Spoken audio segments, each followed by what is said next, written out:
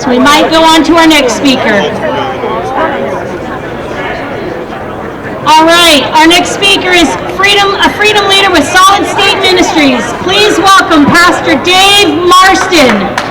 Pastor Marshton, come on up. I think I've heard you speak before. This guy's an outstanding speaker. What is up, Seattle? I tell you what, I have got to apologize for some of the sentiment, man. People get a little bit excited when they come up here and speak about the problems that are in front of us today. But you know what? We need to have some heart nowadays. Because the reason that the Chinese Communist Party came down on their own youth back in 1989 was to destroy their heart, to destroy their voice, to put an end, man, to their sentiments, to crush their emotions, to send them packing. I tell you what, man, back in 1989, the Chinese Communist Party brought to bear hollow point rifle ammunition on their own youth. What that means is that the ballistic will break apart and exaggerate the wound tract as it enters the victim. That's why these kids would bleed out in the streets. They would get shot in the leg, and the wound would explode through their leg, opening their arteries, and they would bleed out in the street. The military was going around, and there's testimony of this to this day. There was all this Western media that was over there. Everyone was seeing what was going on. And the Chinese military was going around picking up bodies in the street. So you don't really know the number of how many died that day, but I will tell you what. A couple of days later, June 5th, June 6th, the hospitals in Beijing were saying that the death toll was 7,000, 7,500. That's what they were saying then. But by the end of the week, they had to put a muzzle on it because they got a call from the government, and they're like, oh no, 40, 50. That's what it really was. They were trying to crush the truth of what happened. In 2015, I think, there was a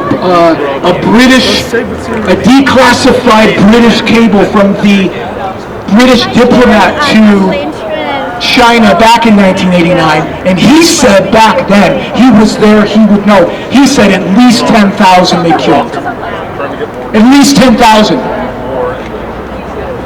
So the point, man, the point why they brought that to bear against their own was to shut down their heart, to shut down their voice, to shut down their freedom. I tell you what, freedom does not exist on a piece of paper declaring to you your rights.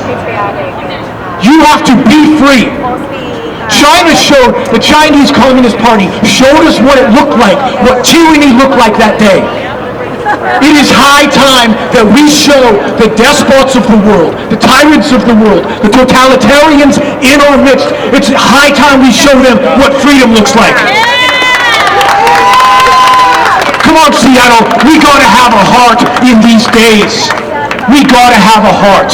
It is time to respond to the trouble and not be crushed by the terror that they seek to bring to bear against us.